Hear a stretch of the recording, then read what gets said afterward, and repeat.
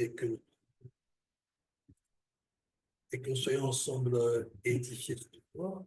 Nous allons commencer notre programme par la prière comme d'habitude, car nous sommes autour du Seigneur. Le sujet scientifique et reste spirituel. Nous prions donc que Dieu nous fasse du bien. Père, nous te prions. Au nom de Yeshua, parle-nous ce soir. Enseigne-nous ce soir, édifie nos cœurs, guéris nos cœurs, console-nous, montre-nous la voie que nous devons suivre. Au nom de Yeshua. Père, je prie de tout mon cœur que nous puissions accéder ce soir à la demeure du silence. Et je prie que tu nous apprennes, Seigneur, combien le silence est une arme puissante, une arme de vie et utile pour la marche du chrétien. C'est dans le nom de Yeshua que nous avons prié et nous disons Amen. OK, nous sommes là pour apprendre sur la demeure du silence.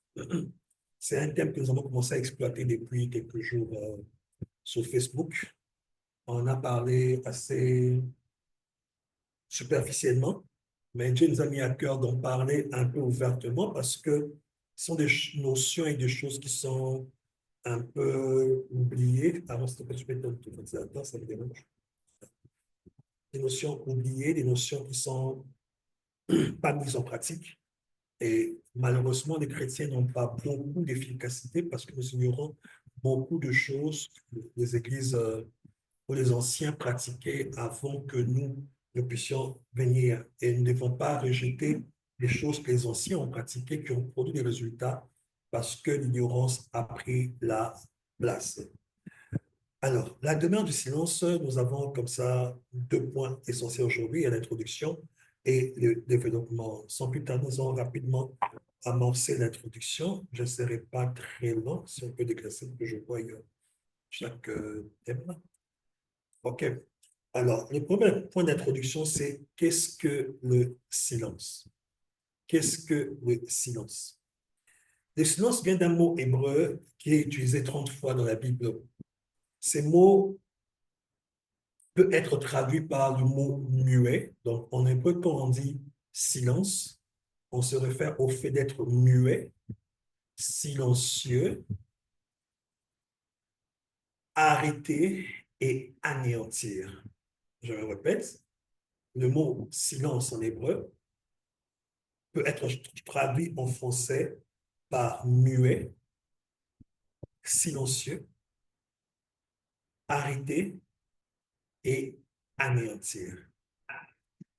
Par exemple, lorsque dans Isaïe, la Bible dit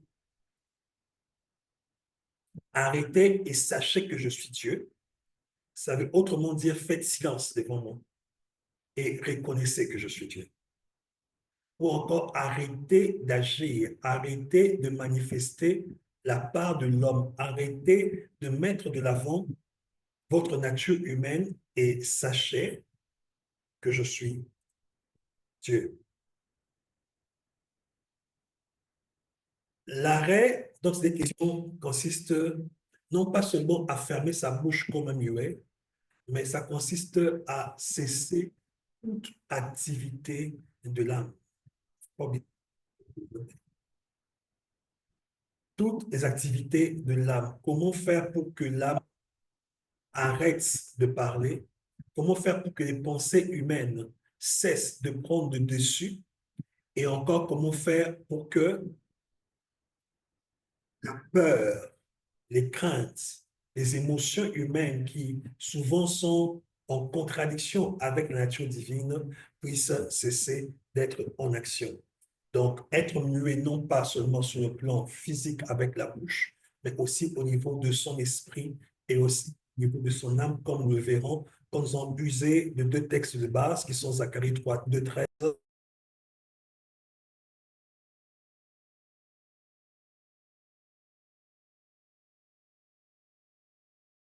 On n'entend pas bien, c'est le cas.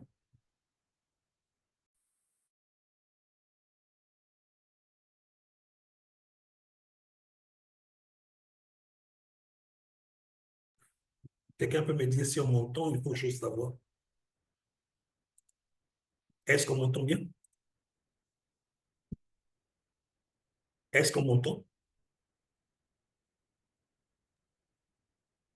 Oui, je, Personnellement, j'écoute très bien. Très bien. Donc, pas besoin de crier alors. On m'entend bien alors. On m'entend très bien, je peux continuer. Est-ce que je peux continuer alors? C'est que ça consiste à être muet, non pas seulement sur le plan avec la bouche, mais aussi au niveau de la bouche de l'âme et la bouche de l'esprit. Parce que nous possédons des esprits et des âmes. Et nos âmes ont des bouches, nos esprits ont des bouches, autant que nos corps physiques ont des bouches. Voilà pourquoi est-ce que dans Zacharie 2,13, que nous avons beaucoup utilisé, qui est le texte de base, Zacharie dit, ou encore Dieu dit, que toute chair fasse silence afin que Dieu s'éveille, ou Dieu dans sa maison veut s'éveiller. Donc, pour que Dieu s'éveille dans sa maison, dans sa demeure, il faut que celui qui est la maison de Dieu fasse silence. Et Apocalypse 8, 2 à 5 nous parle d'un phénomène qui s'est passé au ciel, où il y a eu plus ou moins 30 minutes de silence au ciel. Or, nous savons qu'un jour pour Dieu égale à 1000 ans et 1000 ans égale à un jour. Si on prend 30 minutes et on doit le calculer sur base pratiquement de 1000 ans, on peut dire qu'au ciel, il y a eu pratiquement 80 à 90 jours de silence, juste parce que Dieu devait entrer en action. Donc, le silence est un instrument qui permet à Dieu d'entrer en action, mais il faut que ceux qui veulent voir Dieu entrer en action commencent par se taire, commencent par devenir muets, commencent par arrêter toute activité et commencent par anéantir ce qui est la nature humaine ou même angélique, comme on le verra tout à l'heure là, démoniaque, etc. Alors, le deuxième point, c'est pourquoi faire silence? La réponse est très simple. Nous devons faire silence car c'est l'état primaire de la création. Je répète, nous devons faire silence parce que le silence est l'état primaire du commencement de toute chose. Souvent, dans le monde, nous parlons du calme avant la tempête. Non, c'est le calme avant la tempête. Souvent, nous pressentons ou nous savons qu'un problème va arriver, un drame va arriver, et on dit c'est le calme qui vient avant la tempête. Et Dieu utilise toujours le silence avant de commencer à faire toute chose. Genèse 1, 1 à 2, nous savons qu'au commencement, et je vais expliquer ça rapidement, au commencement, la terre était informe et vide, il y avait des abîmes sur la surface des eaux, plutôt des ténèbres sur la surface des abîmes, et l'Esprit de Dieu s'émouvait sur les eaux. Mais lorsque vous partez dans Jérémie 4, les versets 23 et 26, on peut le dire rapidement, Jérémie 4, 23 à 26, en vérité, le ciel et la terre n'ont jamais été informes et vides dès le commencement, mais il y a eu un problème qui s'est passé, un phénomène qui s'est passé dans Jérémie 4, 23 à 26, qui dit, je regarde la terre, c'est un chaos, elle est vide. Quant au ciel, sa lumière n'est plus. Je regarde les montagnes, elles tremblent, toutes les collines chancellent. Je regarde, l'homme n'est plus, et tous les oiseaux du ciel ont disparu. Je regarde, le Carmel, c'est un désert, et toutes les villes sont démolies devant le Seigneur à cause de la colère, de sa colère ardente. Ça, c'est la théorie de ceux qui parlent de l'époque, pré-adamique. Avant qu'Adam n'existe, il y avait un ciel, il y avait une terre qui existait, et Dieu les avait détruits. Dieu les avait détruits, c'était un châtiment divin. Et nous retrouvons la preuve de cela dans Ésaïe chapitre 45. Si on peut aider à écrire, Ésaïe 45. Je passe avec là, elle peut écrire. Ésaïe 45. Elle écrit. Avant le fait. Donc, Ésaïe 45, le verset 18. La Bible dit, je lis au nom du Seigneur. Car ainsi parle le Seigneur qui a créé le ciel, lui, le Dieu qui a façonné la terre et l'a formée. il a formé pour qu'elle ne soit pas chaos et vide, mais il a formé pour qu'elle soit habitée du Seigneur Yahuwah et il n'y en a point d'autre. Donc Dieu n'a pas créé la terre informe et vide. Dieu ne l'a pas créé chaos, mais le chaos est venu après un jugement. C'est pour dire que Dieu, avant de créer, a besoin du silence. Et Dieu, avant de détruire, a aussi besoin du silence. Et quand Dieu commence à détruire quelque chose ou à construire quelque chose, il le fait dans le silence. On nous dit, est-ce que tu sais entendre la formation des os dans le ventre d'une femme? Et pourtant, la science nous apprend que lorsque l'enfant se forme dans le ventre de sa mère, les os qui se forment, c'est comme des explosions nucléaires. C'est comme une bombe nucléaire qui explose dans la femme, mais nous n'entendons pas la formation des ossements de l'enfant dans le ventre de sa mère. Il s'agit là de ce qu'on appelle le calme créateur. Quand Christ a voulu ouvrir les yeux à l'aveugle, la Bible dit, il resta calme, il soupira profondément intérieurement, et puis il imposa ses mains sur l'aveugle, il dit, ouvre-toi, et les yeux s'ouvrirent. Tous ceux qui fonctionnent dans la guérison, dans les miracles, ils savent, s'ils sont là, il y a plusieurs hommes de Dieu qui sont présents, ils savent que très souvent, quand ils veulent guérir quelqu'un, ils ont toujours besoin d'un petit calme intérieur d'un moment, et puis après, ils libèrent la création.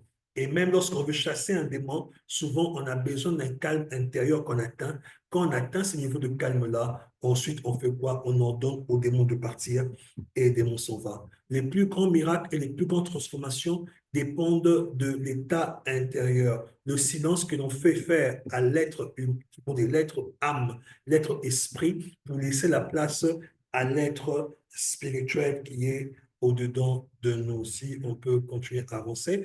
Là, nous prenons le troisième point de l'introduction, c'est Yahuwah est un Dieu silencieux ou encore que Yahuwah est un silencieux éloquent. Dieu est un silencieux éloquent, ça veut dire quoi? Parce que généralement, avant, comme on a dit, que Dieu opère quelque chose, quand Dieu veut faire le bien, tout comme il veut faire le mal, Dieu commence par se taire ou encore il demande à ceux qui sont près de lui de se taire avant que lui ne passe en action. Généralement, quand le mal nous arrive, on demande à Dieu, où es-tu? Plusieurs ici ont déjà prié comme ça, où es-tu? Pourquoi m'as-tu abandonné? Pourquoi est-ce que tu n'agis pas? Dieu semble silencieux quand tout va mal. Dieu semble silencieux quand le désastre arrive. Quand tout va bien, on a l'impression que Dieu est avec nous, il marche avec nous. Mais quand les choses deviennent difficiles, on a l'impression que Dieu nous a abandonnés, il a disparu et qu'il n'est plus du tout avec nous. Pourquoi? Parce que Dieu parle avec silence, parce que Dieu opère dans le silence, parce que les plus grandes œuvres de Dieu sont des œuvres qui s'opèrent généralement dans le silence. Dans le livre de 1 roi, le chapitre 19, le verset 13, nous voyons Élie à la montagne, quand il arrive au niveau de la montagne pour aller selon l'ordre de Dieu à la montagne. Ça veut dire que Dieu vint avec un vent doux et léger. Et Élie reconnut que Dieu était dans le vent doux et léger et il se cacha le visage. Or, avant, il y avait eu des tremblements de terre, il y avait eu des éclairs, il y avait eu des explosions et tout ça. Et Dieu n'était pas dans ça, ni dans l'orage, ni dans le vent violent, ni dans le tonnerre. Mais lorsque il y a eu un vent doux et léger, un vent qui est pratiquement silencieux, la Bible dit que Dieu était dans le vent et Élie fit quoi? Élie se couvra le visage, en sorte que il n'a pas voulu regarder Dieu. Nous voyons Moïse dans Exode 14, versets 14 à 15. Moïse, Exode 14, 14 à 15, appelé Israël à garder silence. Il dit, gardez silence, Yahuwah combattra lui-même pour vous. Donc, on a dit ici que c'est un état dans lequel Dieu combat, Dieu crée, et ici il nous dit, gardez silence, parce que Yahuwah lui-même combattra pour vous. La vie de Samuel, lui c'est Samuel 1 Samuel 3, verset 3 à 10, quand Samuel est appelé par Dieu, il montre que plusieurs fois, Dieu appelle Samuel, il dit à Samuel, Samuel, Samuel, et Samuel croit que c'est Élie qui l'appelle. Il va voir Élie, il dit à Élie, Père, tu m'as appelé. Élie lui dit, je ne t'ai pas appelé, fils, va et rendors-toi. Et Dieu appelle encore Samuel, Samuel, et Samuel va encore voir Élie, pensant que Élie l'appelle, et Élie dit, je ne t'ai pas appelé, rendors-toi. Dieu ne s'est pas agité, Dieu n'a pas crié, Dieu n'a pas dit c'est moi qui t'appelle, il ne va pas vers Élie. Dieu a appelé une fois et il a attendu. Il a appelé une deuxième fois et il a attendu. Une troisième fois, il a attendu. La quatrième fois, avant qu'il l'appelle, Élie comprend que c'est Dieu qui appelle l'enfant. Et lui dit, si tu entends encore qu'on appelle, dis, mais voici, parle. Pour comprendre que Dieu, quoi qu'il parle, Dieu est un Dieu qui parle et qui attend à ce que celui qui sait faire silence entende sa voix et sache lui répondre. Et enfin, et aussi à Habakkuk 2, verset 1, la Bible dit, j'étais à mon poste et j'attendais de voir ce que me dirait le Seigneur. Habakkuk était un prophète qui était à son poste et il attendait pour voir ce que Yahweh Dieu lui dirait. Il n'était pas pressé de parler parce qu'en tant que prophète, il savait que Dieu fonctionne essentiellement dans le silence. Ecclésiaste 5, 2, c'est le conseil de Salomon, un homme qui a réussi dans toutes ses voies. Je vous conseillerais de toujours chercher à lire Salomon quand il s'agit de prendre des grandes décisions, de lire les proverbes, de lire l'Ecclésiaste pour comprendre comment traiter les problèmes, car cet homme réussissait dans tout ce qu'il faisait. Il nous dit, ne sois pas pressé d'ouvrir ta bouche lorsque tu te rends dans la maison de Dieu, que tes paroles soient peu nombreuses, fais attention à ton pas, ne pêche pas avec ton cœur, car Dieu est dans le ciel et toi tu es sur terre. Ainsi pour dire que le cœur aussi peut parler et tu vas pécher, et la bouche aussi peut parler et tu vas pécher. Donc tu dois faire attention quand tu veux entrer dans la maison de Dieu à ne pas faire parler ton cœur et fais attention à ne pas faire parler non plus ta bouche. Le quatrième point de l'introduction, c'est Christ et le silence. Nous savons que Christ a passé 40 jours et nuits seul dans le désert. Pendant 40 jours et 40 nuits, je suis un homme de prière. Je suis conscient que quand tu commences à prier, même en langue, au bout de 3, 4, 5, 6, 7, 10 jours, tu auras du mal à parler. Les sujets de prière vont finir. Tu vas plus rester peut-être dans le parler en langue, etc. Mais au bout d'un moment donné, tu vas remarquer que tu commences à sécher par rapport aux paroles. Tu n'as plus grand-chose à dire. Pour arriver à 40 jours, ce n'est pas facile. Et qu'est-ce que tout vrai prophète, surtout les prophètes font, et les vrais hommes de prière, ils passent beaucoup de temps à écouter, beaucoup de temps à observer, beaucoup de temps à se taire, pas seulement à parler. Yeshua a donc fait 40 jours et 40 nuits dans le désert. Il n'a pas fait que parler, parce qu'il nous dit aussi, quand tu veux prier, entre dans ta chambre la plus retirée. Ceux qui ont déjà participé aux 4 derniers séminaires, on a conférence, on a vu que le lieu le plus retiré, c'est l'intérieur de l'homme, le temple intérieur.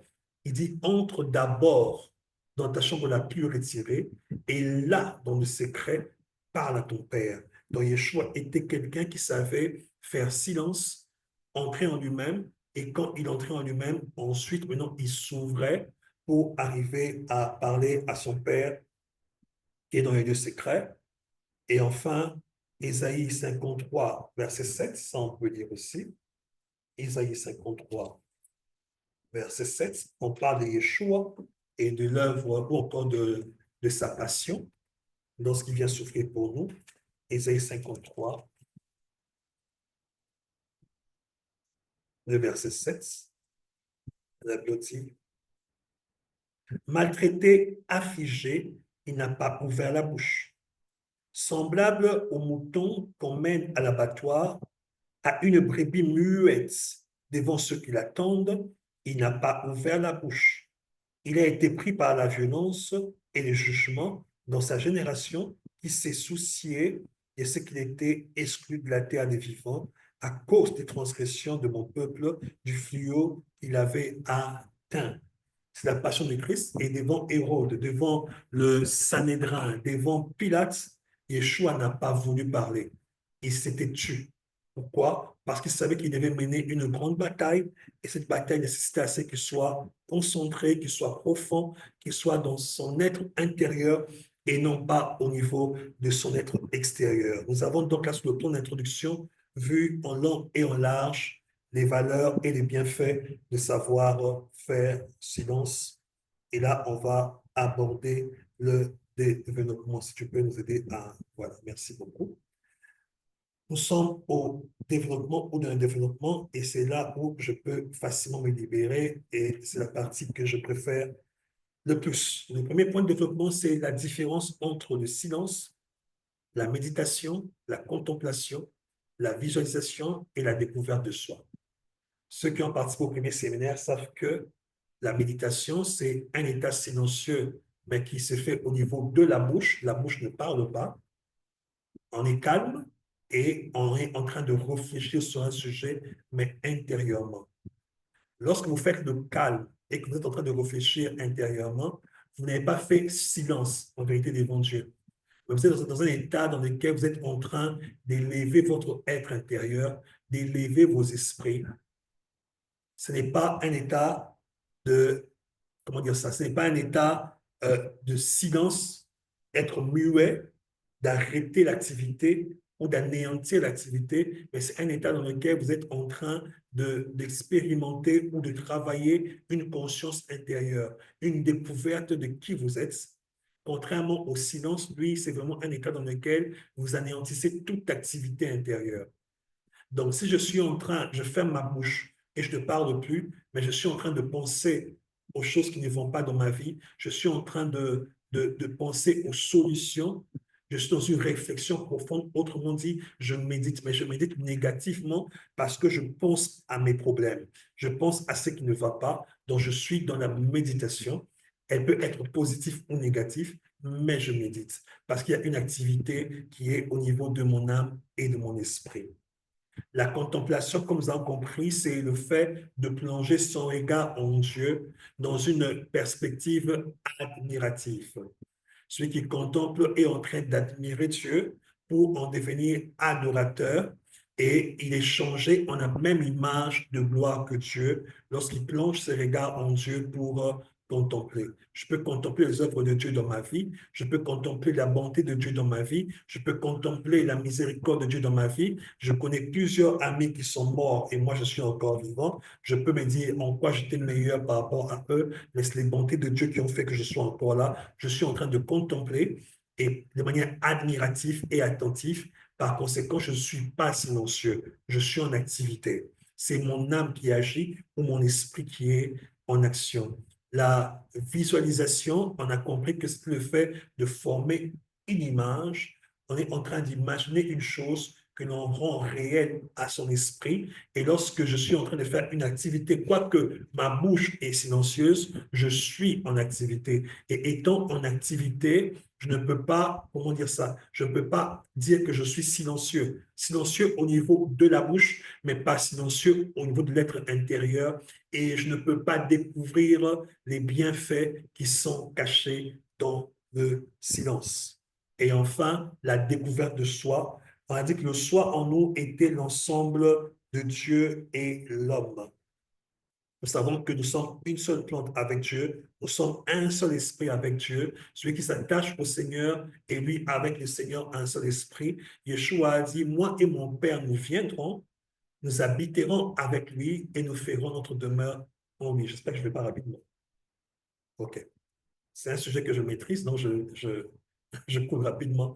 Mais si je vais trop vite, vous pouvez faire signe au niveau des commentaires, je pourrais ralentir. Alors, la découverte de soi, quand on parle du soi, il ne s'agit pas de vous, homme. Il s'agit de la nouvelle création qui est en vous. Le soi chez les chrétiens, ce n'est pas l'être profond qui est caché. Ce n'est pas l'Adam profond qui est caché au-dedans de vous, mais le soi en Christ, c'est la nouvelle création.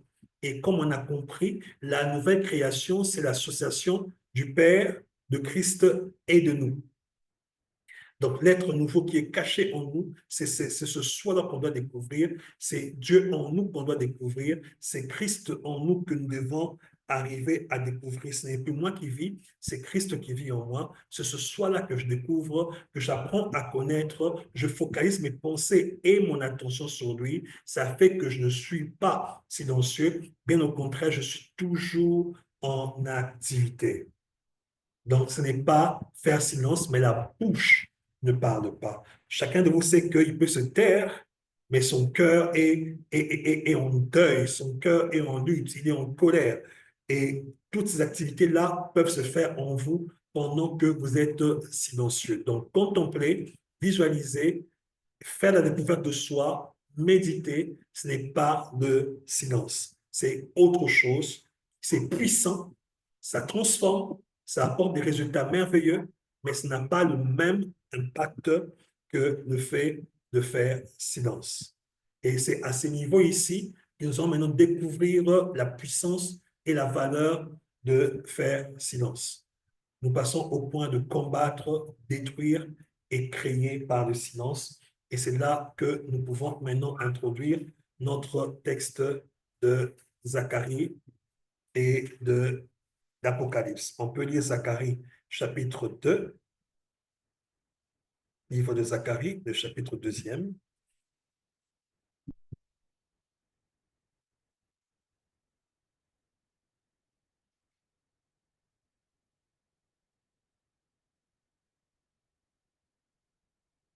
Zacharie chapitre 2, et verset 13 dit ceci: que toute chair fasse silence devant Yahuwah, car il s'est réveillé de sa demeure sainte. Que toute chair fasse silence devant Yahuwah, car il s'est réveillé de sa demeure sainte. Réfléchissez avec moi.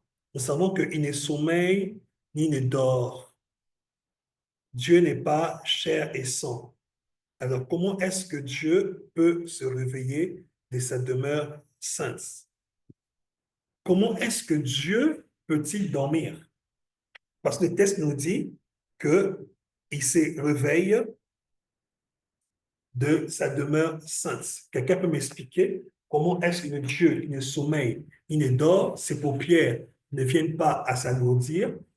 Comment est-ce que Dieu peut se réveiller de sa demeure sainte? Essayez de m'expliquer ça. Mais pour que ce Dieu se réveille de sa demeure sainte, on demande à ce que toute chair, autrement dit que tout homme, ou encore que le corps et l'âme, et même l'esprit, fassent silence, parce que Yahuwah se réveille de sa demeure sainte. Un peu comme pour dire que pour que Dieu se réveille, il a besoin de silence. Et s'il y a l'activité de la chair, Dieu s'endort. Je me répète, pour que Dieu se réveille, il a besoin de silence.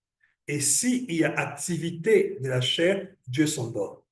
Si on doit comprendre ce texte-là, c'est exactement cela. Pour que Dieu passe à l'action, pour que Dieu combatte pour toi, pour que la puissance de Dieu détruise ou crée, Dieu a besoin de voir la chair devenir silencieux. Vous verrez l'apôtre Paul, par exemple, dit: ne vous vengez pas vous-même.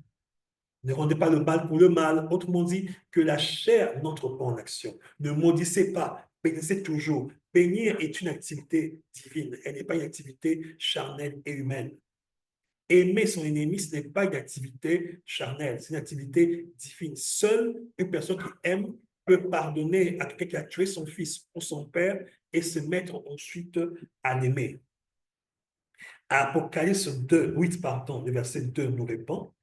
Il dit: et je vis les 7 anges qui se tiennent devant Dieu, et 7 trompettes, à Apocalypse 2, 8, 8, 2, pardon, qui se tiennent devant Dieu, et 7 trompettes leur furent données. Et un autre ange vint et il s'éteint sur l'autel, ayant un encensoir d'or. On lui donna beaucoup de parfums afin qu'il les offrît avec les prières de tous les saints sur l'autel d'or qui est devant le trône. La fumée est... Donc, il faut qu'on se verset premier, excusez-moi. On a sauté verset premier. Après 1, 8, 1. Quand il ouvrit le 7e sceau, il y eut dans le ciel un silence d'environ une demi-heure. Donc, quand on ouvre le 7e sceau, au ciel, il y a un silence d'une demi-heure. Ça veut dire pratiquement 90 ans ou 120 ans de silence, car 1000 ans égale un jour devant Dieu. Et je vis les 7 anges qui se tiennent devant Dieu, et 7 trompettes leur furent données.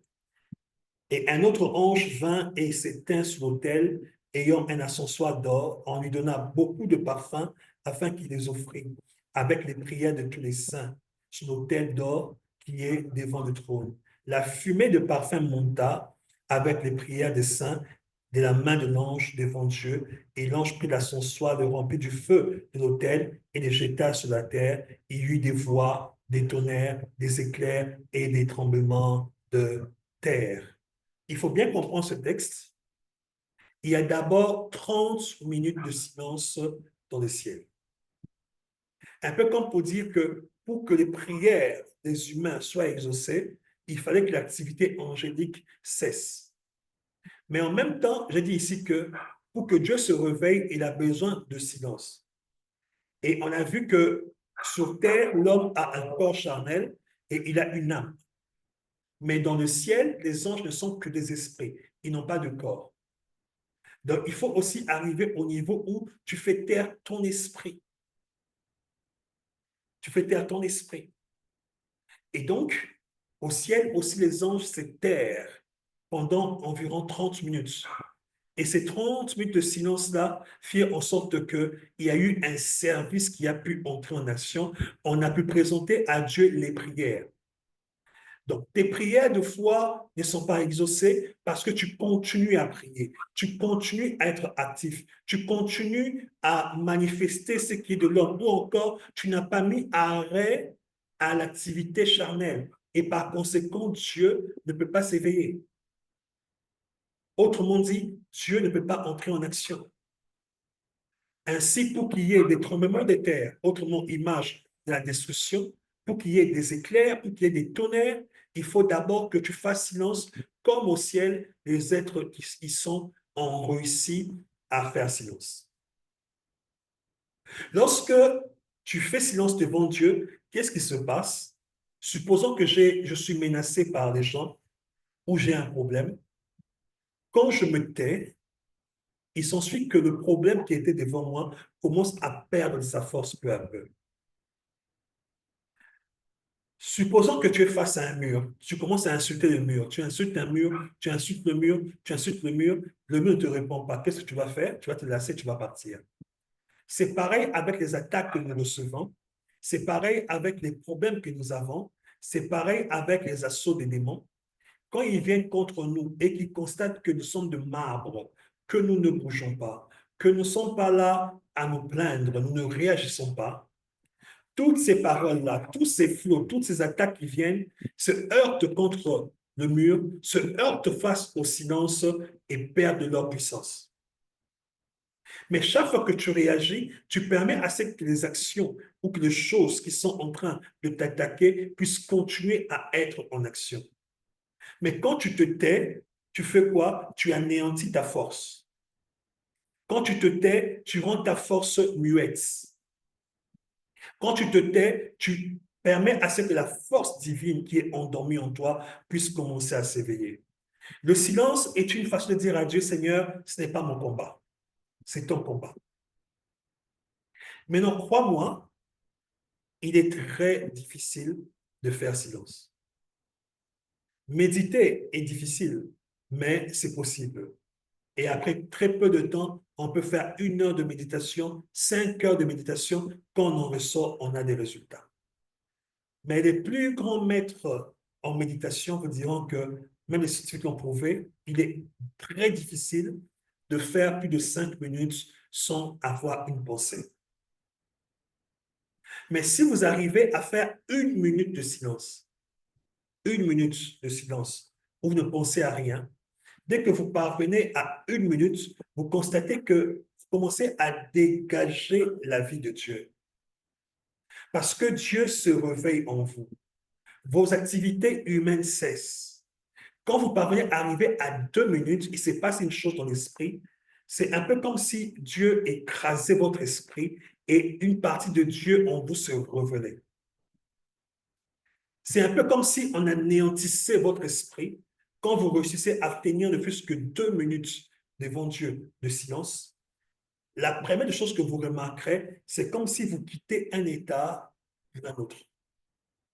Chaque fois que vous fermez votre bouche, même vos yeux, vous pouvez les garder ouverts, peu importe, mais chaque fois que vous vous taisez, dites à Dieu, par exemple, que non, ce problème d'argent, je ne le porte plus. Je viens avec devant toi et je fais silence. Ce silence-là, c'est comme si vous sortiez de l'état du problème d'argent pour passer à un état où il n'y a plus de problème d'argent. Et dans ce silence-là, vous commencez à anéantir ce problème. Et votre âme n'y pense plus. Votre esprit n'est plus en activité pour chercher une solution par rapport à l'argent. Et par conséquent, Dieu prend la relève. Donc, Dieu se réveille. Et vous avez remarqué qu'en peu de temps, ce problème-là trouve solution. Je me répète, chaque fois qu'il y a un problème, au lieu de passer beaucoup de temps à prier pour le problème, je peux dire à Dieu, Seigneur, je te présente mon besoin de la voiture et je fais silence devant Dieu. En faisant silence, je refuse de penser à la voiture. Contrairement à la méditation, je méditerai sur le fait que Dieu est capable de me donner la voiture parce qu'il m'a donné Christ. Mais dans le silence, je refuse de méditer sur le fait que j'ai besoin d'une voiture, mais je me tais. Je fais taire tout ce qui est besoin. Je montre ainsi à l'univers, parce que l'univers et Dieu sont différents. Dieu est le créateur de l'univers. Dieu est celui qui prend soin de l'univers, mais il y a des lois de l'univers. Je montre ainsi à l'univers que j'ai lâché prise. Je montre ainsi à l'univers que je fais confiance au processus. Je montre ainsi à l'univers que j'ai atteint un niveau de confiance totale ou encore que j'ai quitté un état de besoin pour un état de plénitude. Donc, quand les lois de l'univers me cherchent, hier, je parlais qu'un nombre de Dieu, on disait que tu as besoin d'avoir 1 million de dollars, mais ça pèse. Ça pèse, quand on parle de loi d'attraction, ça pèse sur le plan invisible pour que ça vienne vers toi. Au lieu que je cherche à établir la loi de la pesanteur, au lieu que je cherche à établir la loi de l'équilibre, du rythme, qu'est-ce que je fais? Je fais silence. Et je meurs automatiquement dans la loi du rythme, dans la loi du genre, dans la loi du vide et tout ça. Toutes ces lois ne s'appliquent plus à moi. Dieu se réveille, lui qui est suffisant, et ce problème-là perd de sa force. On me demande de vous demander de faire silence. Ça fait quelques secondes, il me dit. Il me demande de vous demander qu'ensemble, on puisse faire silence. Faire silence veut dire que tu te tais, tu ne parles plus et tu refuses de penser. Si tu pensais à maman, tu arrêtes de penser à maman. Si tu pensais à argent, tu arrêtes de penser à l'argent. S'il y avait un problème qui te dérangeait, tu n'y penses plus. Et toute pensée qui va monter dans ton cœur, tu la rejettes. Contrairement à la méditation, tu dois l'observer, mais là, tu refuses qu'une pensée monte en toi. Est-ce qu'on peut prendre quelques secondes où ensemble on fait silence?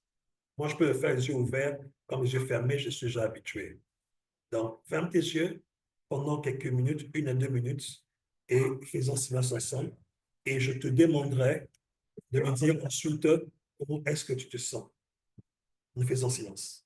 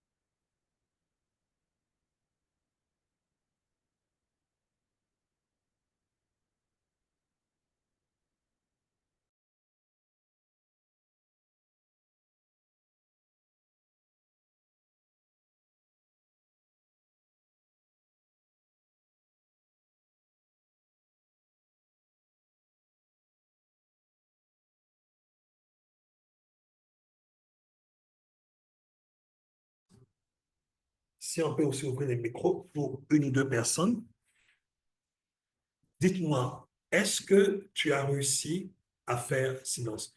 On vous ouvre le micro. Déjà ici, je ne voudrais pas aller en courant pour que je sois sûr que je suis compris parce que c'est une notion un peu plus compliquée par rapport à la méditation. En essayant de faire silence, as-tu réussi à ne plus réfléchir, à ne plus penser, ou tu as continué à réfléchir et à penser? Quelqu'un peut nous dire ce qu'il en est? Quelqu'un peut nous dire ce qu'il en est s'il a réussi à faire silence? Non. C'est qui? Il me parle? Allô? Allô?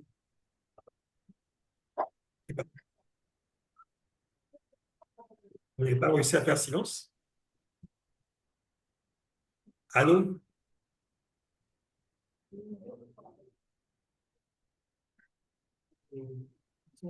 Daniel. Daniel. OK.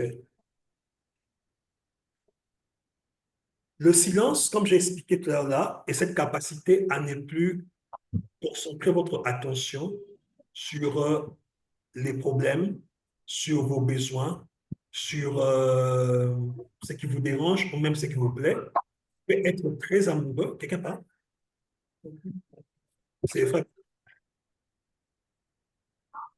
Allez-y, je vous écoute.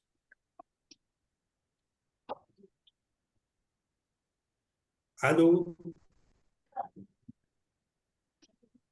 Oui, frère Billy.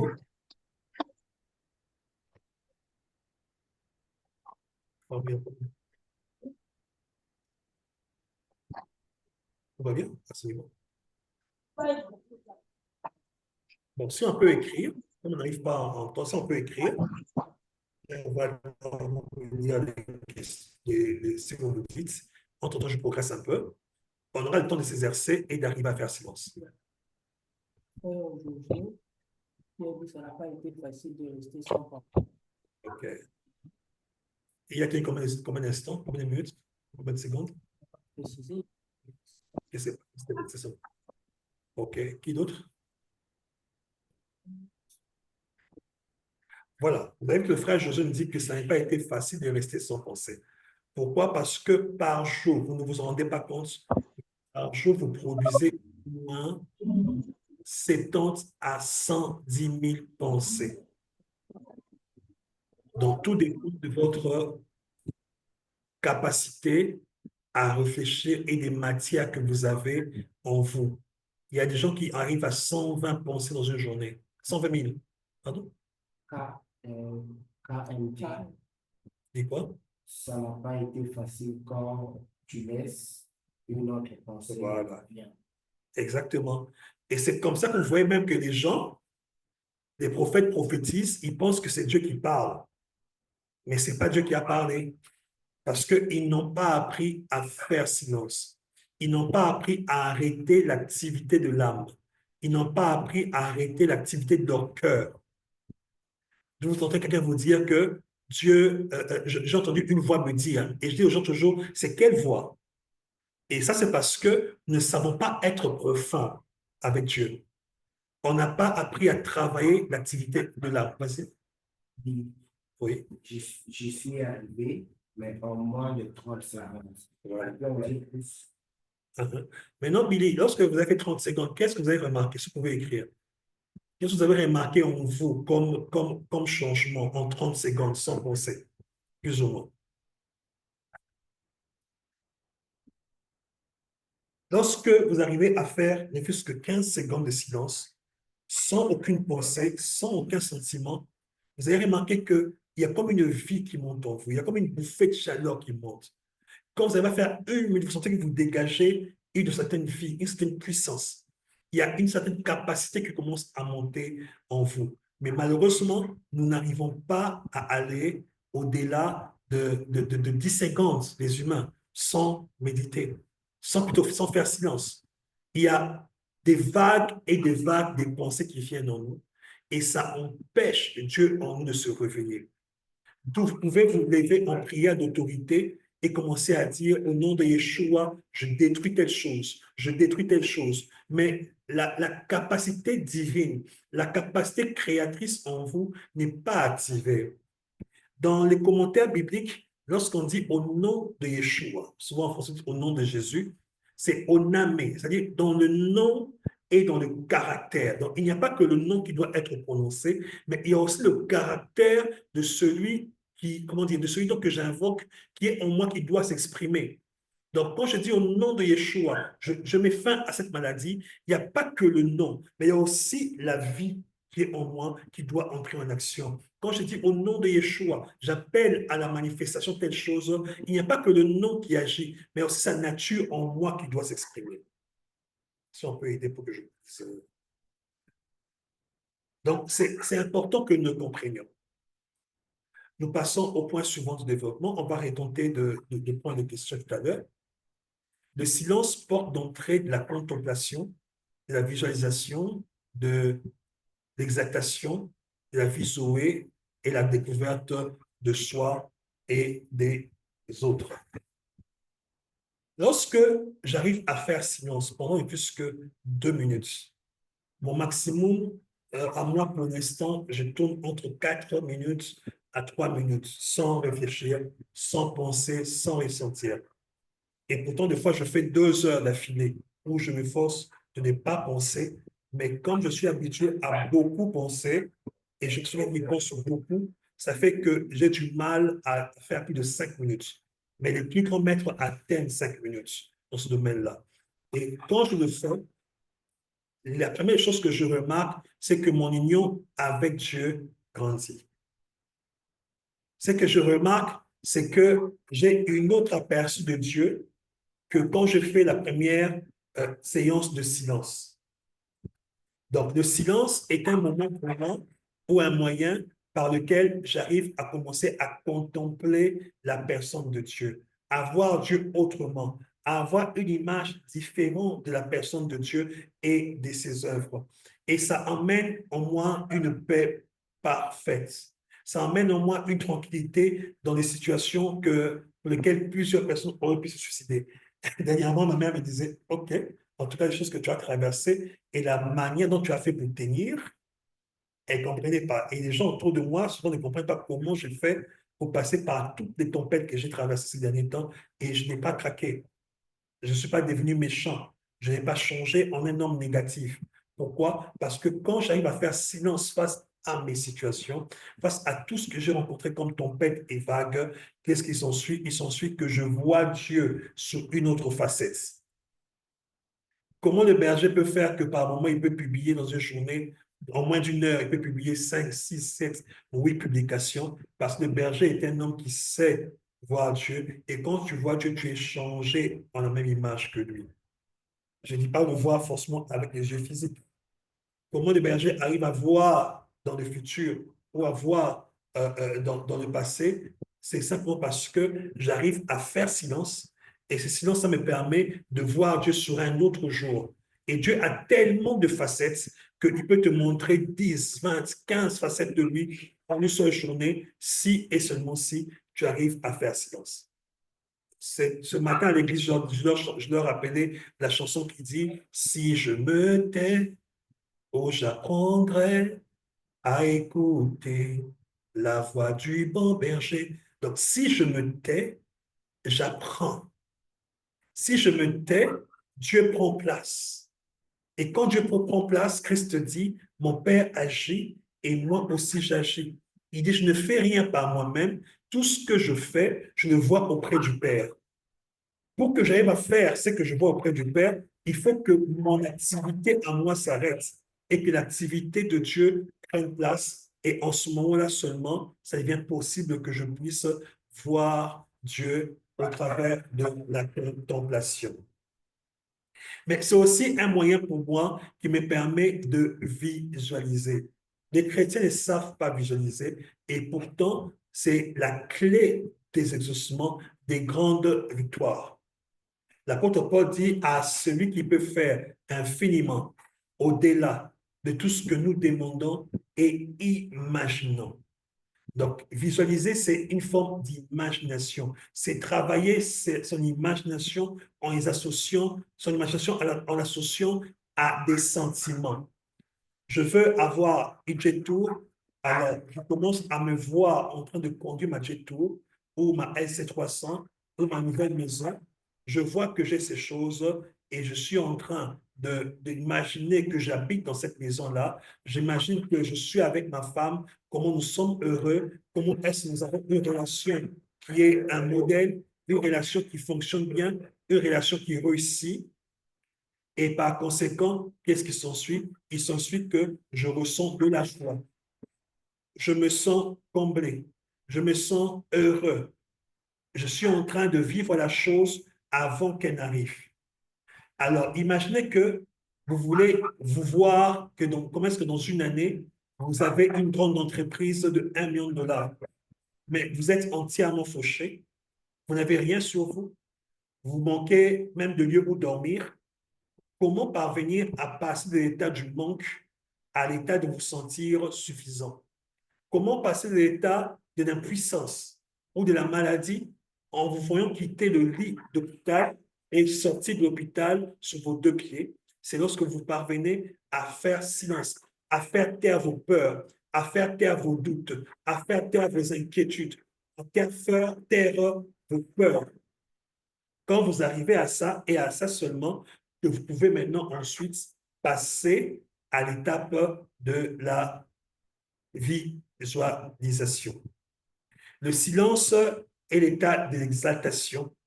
Exalter, c'est un peu comme quand tu dis à Dieu, souvent nous faisons, oh Dieu, je t'exalte. C'est élever Dieu à un niveau qui va au-delà de ta compréhension. Et tu ne peux y arriver que si tu arrives à laisser à Dieu lui-même prendre place en toi. Quand tu laisses Dieu lui-même paraître en toi et faire un service au-dedans de toi. Mais ça aussi, ça ne se découvre que lorsque vous parvenez à faire taire vos émotions, vos pensées, vos sentiments. Et je vais expliquer comment le faire tout de suite là, quand on voit de la vie Zoé. Et la vie Zoé, c'est seulement la vie ou la qualité de vie que Dieu mène. Quand vous arrivez à faire silence 10 secondes, 30 minutes, 30 secondes, 1 minute, quand vous y parvenez, vous sentez en vous que vous avez dégagé la vie de Dieu. Aujourd'hui, je peux prier moins d'1 heure, je fais 15 minutes de silence, j'ai la même plénitude que quand je priais 6 heures d'affilée. Autrefois, pour que je me sente plein, rempli du Saint-Esprit, il me fallait prier 6 à 8 heures du temps. Aujourd'hui, avec mes responsabilités, avec les charges que j'ai, il m'est très difficile, pas impossible, mais très difficile de faire 6 heures d'affilée. J'arrive à le faire, mais c'est difficile. Mais imaginez maintenant que j'ai une prédication, un séminaire, etc. J'ai prêché le matin, je tiens une conférence maintenant, j'ai tenu des réunions après la prédication. À quel moment je peux faire 6 heures de prière entre les deux pour vous parler?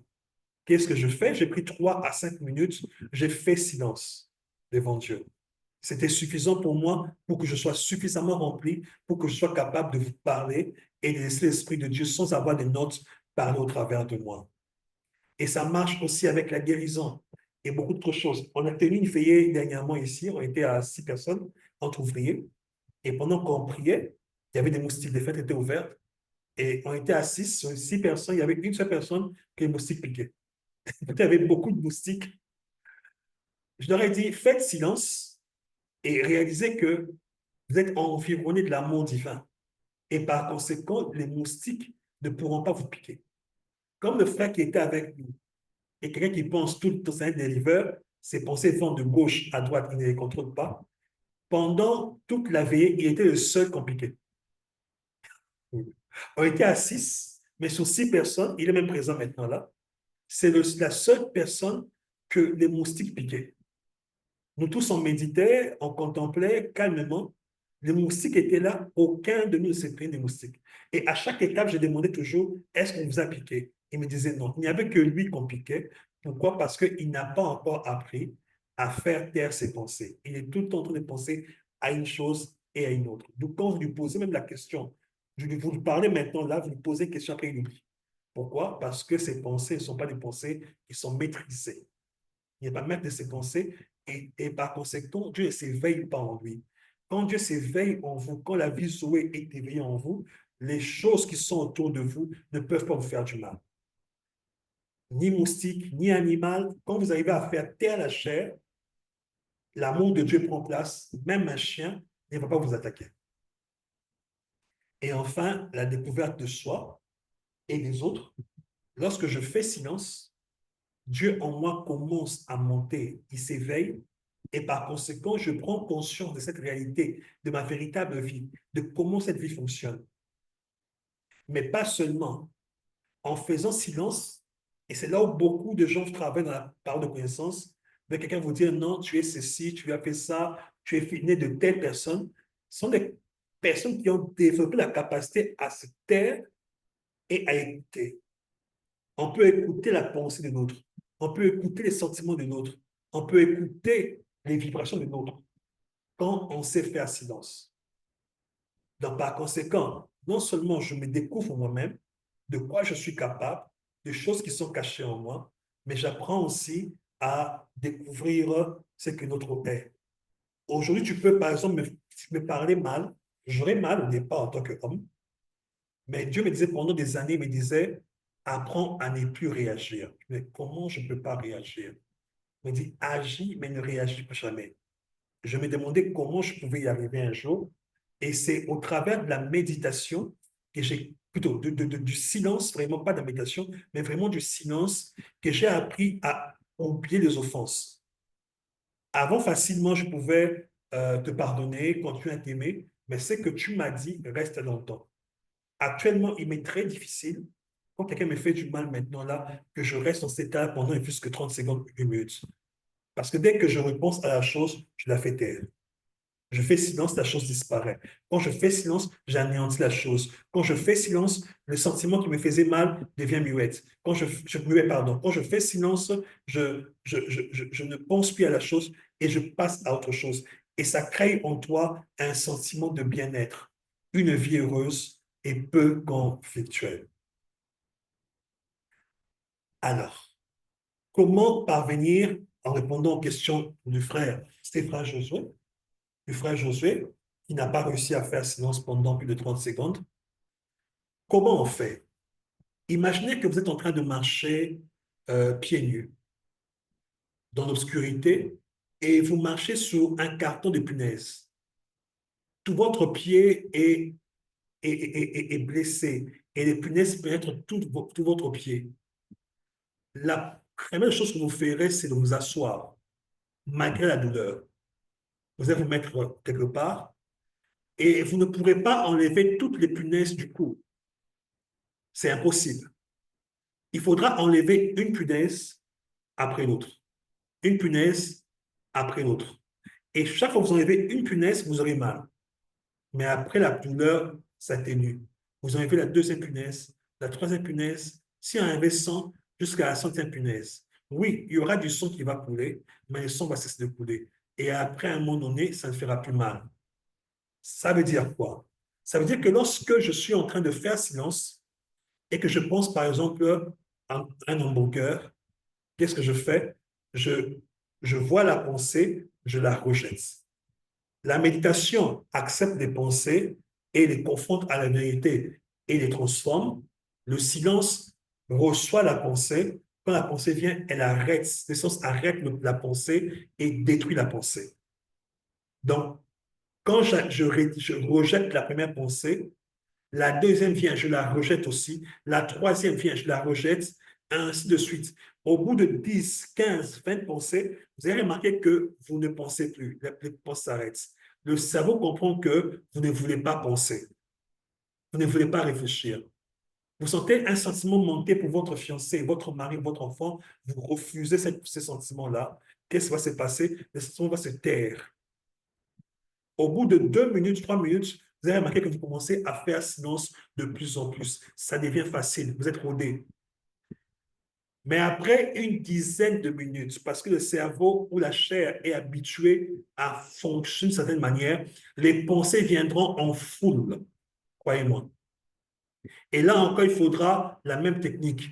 Vous êtes tranquille, vous les rejetez une après l'autre, une après l'autre, une après l'autre. Au bout d'un moment donné, votre pensée devient une pensée disciplinée. Mais qu'est-ce qu'il faut faire chaque fois que vous voulez faire un silence? Avant d'entrer dans le silence, vous commencez par penser à l'amour divin. Vous focalisez sur l'amour divin en vous et vous vous taisez. Vous ne réalisez pas combien l'amour de Dieu est bon, non. Vous refusez de réfléchir sur le fait que Dieu est puissant. Vous arrêtez toute activité.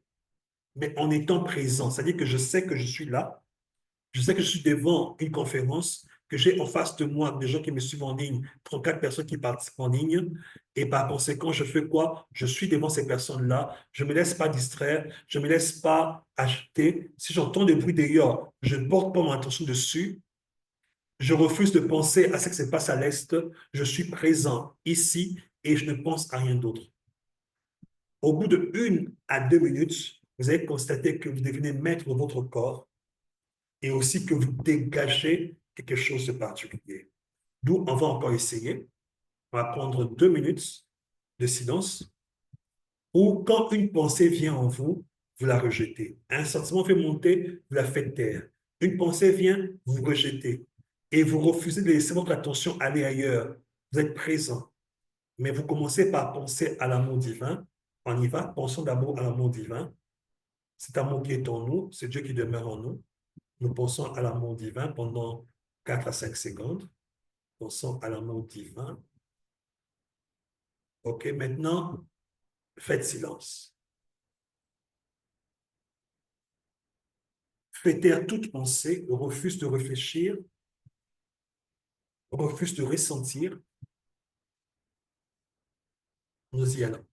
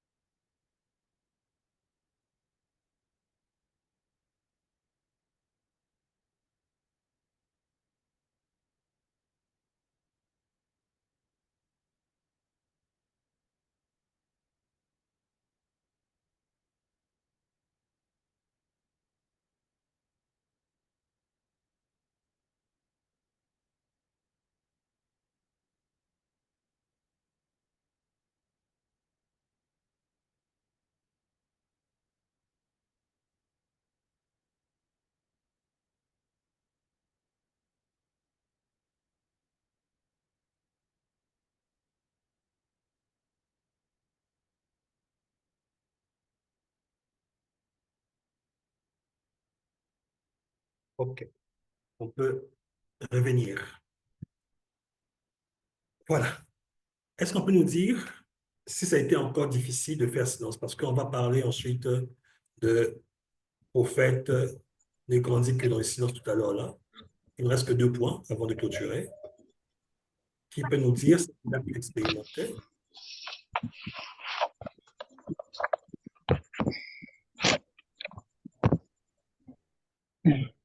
Alors, nous dire ce qu'il a expérimenté. C'est Anna?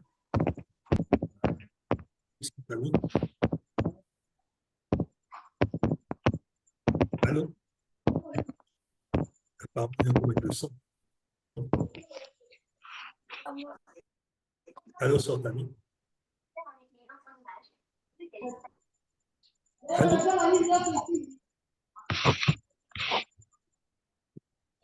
Bon, est-ce qu'on peut écrire? Comme ça, on progresse. On peut écrire. Qu'est-ce que vous avez remarqué?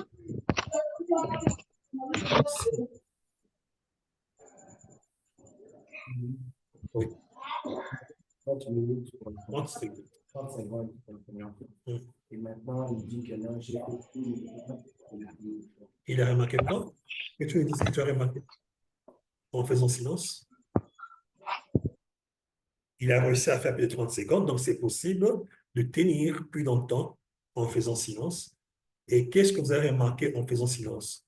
Quel changement sentez-vous en vous après avoir réussi à faire au moins 45 secondes pour 1 minute de silence. Emmanuel Pena Oui. lui dit, j'ai remarqué que mon cœur semble battre plus vite. Et puis, c'est tout. OK. Qui d'autre? En termes de tranquillité, en termes de... Si vous avez réussi, bien sûr, si vous n'avez pas réussi, c'est normal qu'il n'y ait pas de résultat.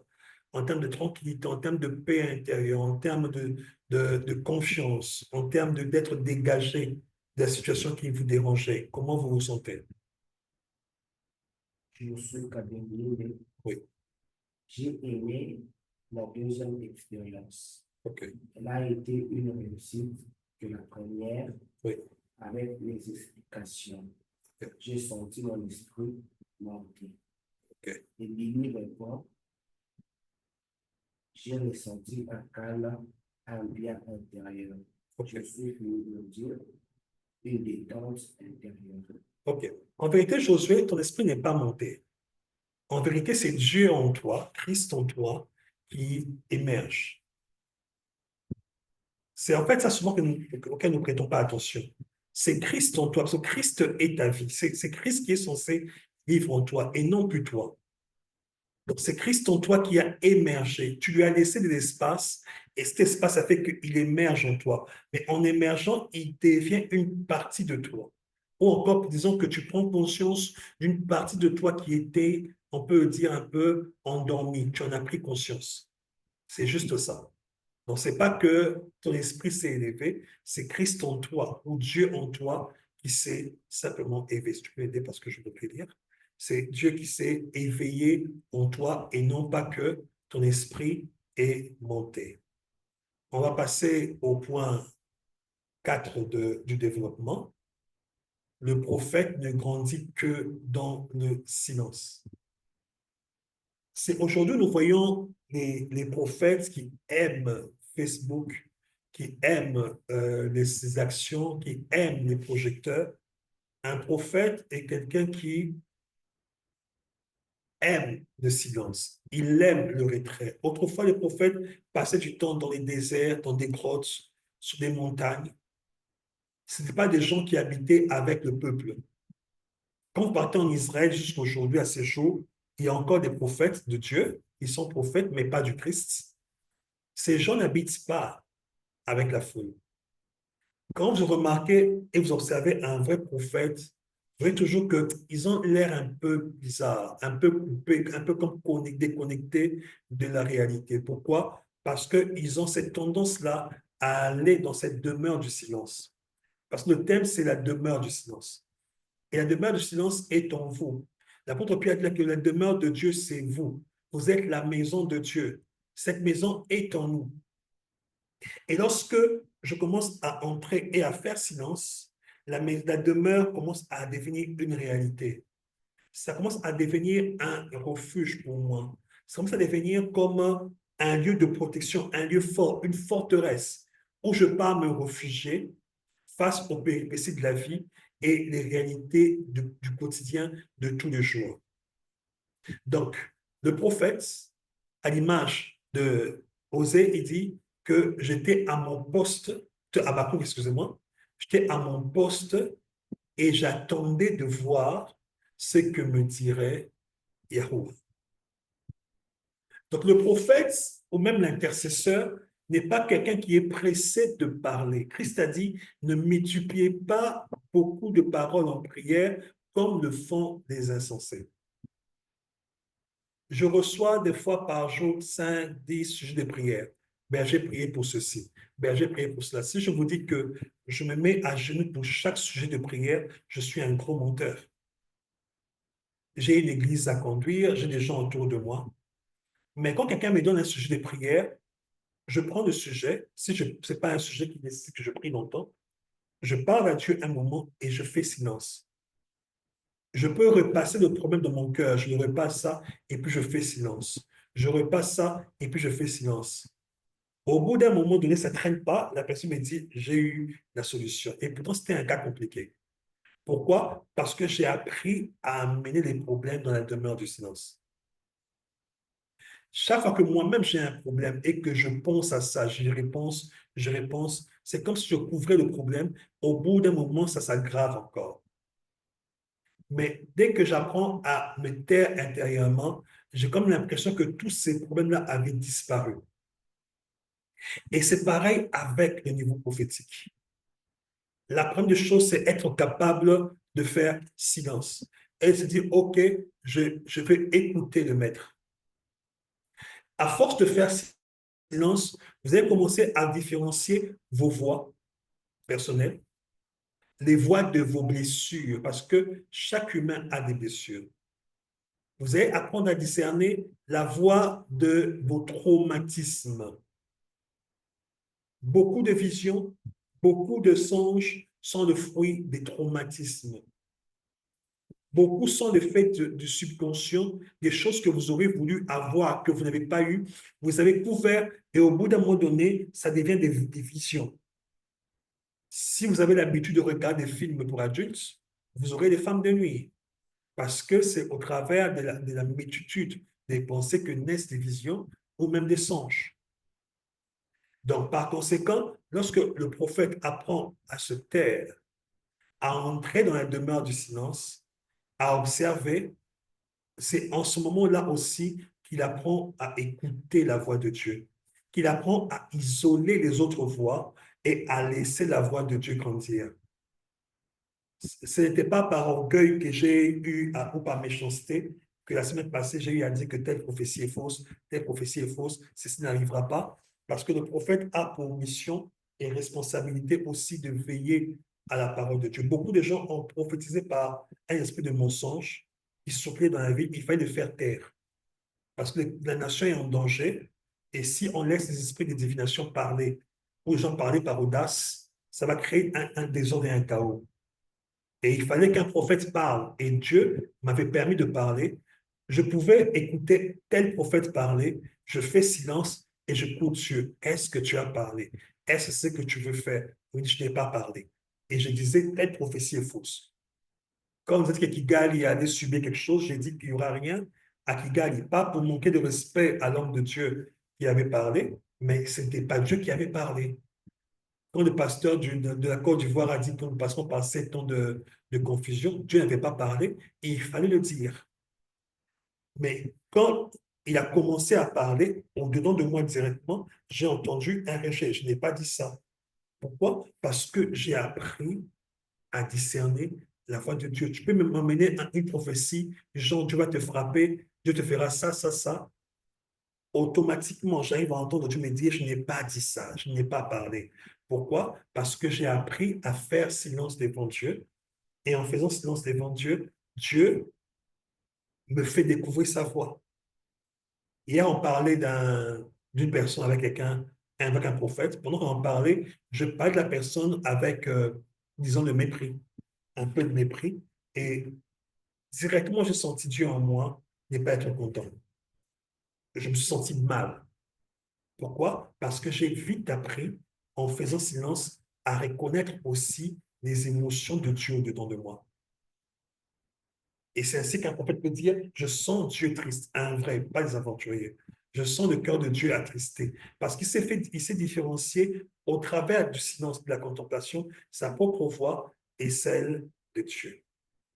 On peut passer maintenant au dernier thème, si je peux voir, qui est Dieu prend toute la place dans le silence. Je vous recommanderais un livre que j'ai lu il y a longtemps et qui m'a aidé, mais j'ai pris du temps pour l'appliquer, c'est L'onction et la puissance du Saint-Esprit de Benny Hinn. L'onction et la puissance du Saint-Esprit. Il y a une partie où il parle du fait de faire silence. Il manifestait déjà l'onction, il guérissait les gens, mais il était quelqu'un de très agité dans ses services et tout ça. Et un jour, un ami lui a dit de l'accompagner très tôt matin. Ils sont partis en forêt. Ils se sont enfoncés dans la forêt. Et son ami lui a dit, attends, moi, je vais me soulager. Je reviens. Et pour son ami voulait se soulager. Son ami est parti. Il a attendu 10 minutes, 15 minutes, 20 minutes, 30 minutes. Il ne revenait pas. Il a pris peur et il a crié le nom de son ami de toutes ses forces. Et son ami qui était derrière lui a bondi derrière Et il a paniqué. Et il a demandé, mais pourquoi tu as fait ça? Il lui a dit, je t'ai emmené ici afin de t'enseigner. Il dit, m'enseigner quoi? Me faire peur. Il dit, non, je t'ai emmené pour que tu comprennes que tu ne sais pas faire silence. Tu es tout le temps agité. Tu es tout le temps en train de bouger. Par exemple, quand je suis assis et que je veux faire silence, mais je bouge mes mains, je bouge mes pieds, je ne pourrais pas faire silence. Parce que faire silence implique de faire taire le corps, donc pas de mouvement, de faire taire des émotions, de faire taire des pensées. Et Béni, il disait qu'il était quelqu'un de très agité. Il est encore un peu aujourd'hui, mais c'était encore plus à l'époque. Et quand il a appris à faire silence, et une fois qu'il a imposé le silence à tout un culte, ça lui a pris à peu près 30 minutes pour faire taire toute la salle. Il a dit qu'ensuite, il y a eu un déferlement de puissance dans la salle. Les participants avaient été touchés comme jamais. Et il a appris après à faire silence à toute l'église. Et chaque fois qu'il fait silence, il vit des miracles stupéfiants. Et c'est quelque chose que j'ai aussi vu dans plusieurs services. Quand nous faisons silence, juste après, il y a des solutions qui suivent. Quand nous faisons silence, et juste après, il y a un peu plus de Dieu. Quand nous faisons silence par rapport à un problème, et après, il y a un changement. Qu'est-ce qui explique cela? C'est le fait que lorsque vous faites silence, pardon, il s'ensuit que Dieu en vous commence à monter. Parce que la chair arrête, je vais le dire autrement, je vais utiliser l'image de l'anatomie de l'homme sexuel. L'homme a une prostate et le rôle de la prostate, c'est de réguler deux canaux. Quand un homme fait l'amour avec une femme, il ne peut pas pisser. Parce que la prostate va fermer le canot ou les nerfs des urines. Il est impossible qu'un homme pisse pendant qu'il fait l'amour à une femme. Même l'envie s'arrête. Pourquoi? Parce que la prostate va boucher l'artère qui amène l'urine. Et lorsque un homme urine, il ne peut pas non plus avoir des désirs sexuels. Pour les hommes qui sont en ligne, ils savent que le matin, quand nous nous réveillons, nos vessies sont remplies et nous sommes souvent en érection le matin des hommes. Mais dès que nous faisons pipi, l'érection s'en va.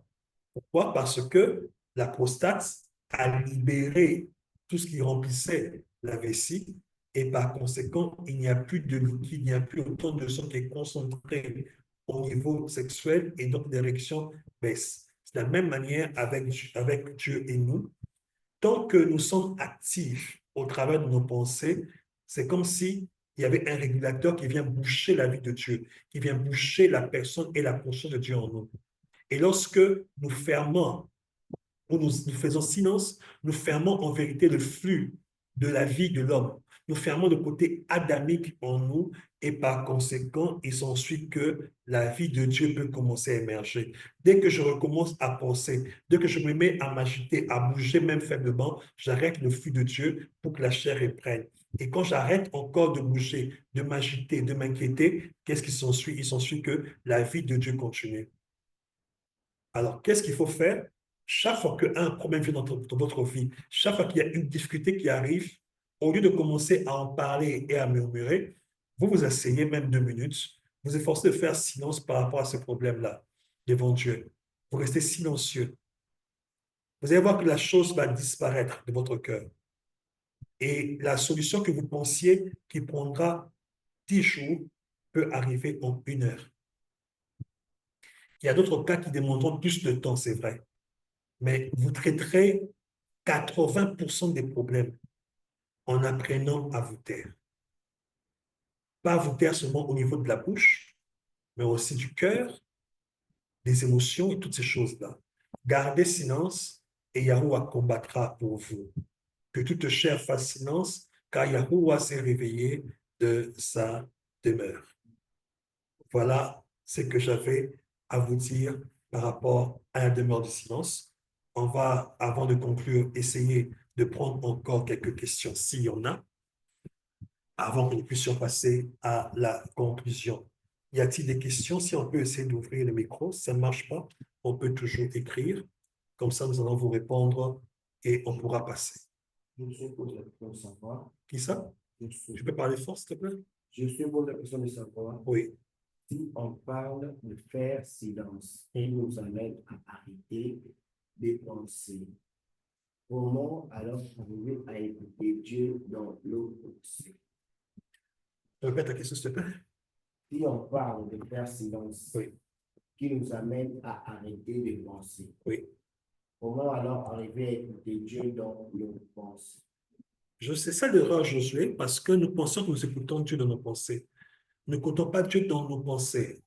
C'est un long processus pour que Dieu, quand il nous parle, que ça transite au travers de l'intuition et que l'intuition vienne au niveau de l'âme. Nous avons, comme on dit, 3 compartiments. Nous sommes corps, âme et esprit. Et dans l'esprit, il y a ce qu'on appelle l'intuition. C'est au travers de la voix intuitive que nous écoutons Dieu. Ce n'est pas au travers de nos pensées que nous écoutons Dieu. La voix intuitive, maintenant, peut ramener la voix de Dieu au niveau de la pensée. Or, la pensée est une activité de l'âme. Mais on écoute Dieu dans l'esprit. Voilà pourquoi beaucoup de prophètes se trompent. Parce qu'ils essayent d'écouter Dieu au niveau de l'âme. Et au bout d'un moment donné, qu'est-ce qu'ils font? Ils mélangent leurs pensées aux pensées divines. Vous verrez lorsque Ésaïe parle dans Ésaïe 26, quand il dit « Je te cherche au-dedans de moi », il dit « Mon âme soupire après toi ». L'âme soupire, mais mon esprit te cherche au-dedans de moi. Le lieu très saint est un lieu silencieux, et c'est là-bas que l'esprit va. Et c'est un lieu ténébreux, on ne voit rien, comme on a expliqué. Et l'esprit de l'homme sonde, il sonde, il sonde, il sonde. Et c'est en sondant qu'il arrive à toucher Dieu. Chercher à écouter Dieu au niveau des pensées, c'est le faire au niveau du lieu saint. Voilà pourquoi beaucoup de prophéties sont des prophéties erronées. Et beaucoup de prophéties sont des prophéties qui viennent de la peur ou de l'apparence et on tape à côté. Donc, c'est au niveau de l'intuition qu'on écoute Dieu et non pas au niveau des pensées. Voilà. Y a-t-il une autre question? Non, pour l'instant. On fait le micro? Ah oui, il y a un problème de réglage.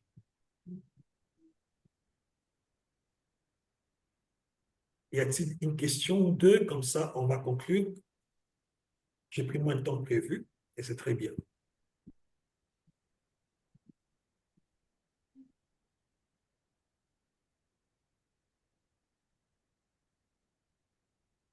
S'il n'y a pas de questions, c'est que le est clair. On va conclure.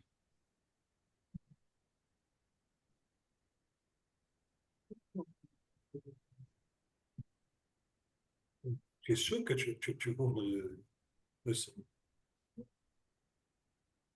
Mais réponds alors.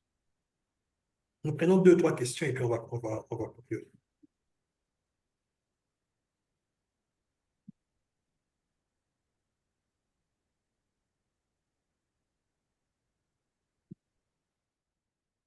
Si vous n'avez pas parlé par le micro, vous pouvez écrire. Comme ça, nous avançons et on peut conclure.